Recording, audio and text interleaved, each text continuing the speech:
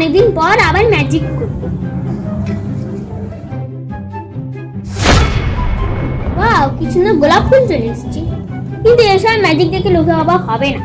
আমি একটা কাজ করি, ম্যাজিক করে একটা ভূত বানাই। আয় তো আমার ভূত, আয় তো আমার ভূত।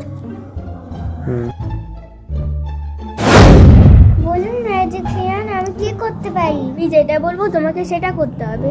তুমি তোমার ইচ্ছা মতো উদা হতে পারবে? তুমি যা বলবে আমি তাই করব। জানো, আমি ম্যাজিক করা শিখে গেছি। ম্যাজিক করা শিখে গেছিস? কি হ্যাঁ। ম্যাজিক করতে পারিস দেখা দেখি।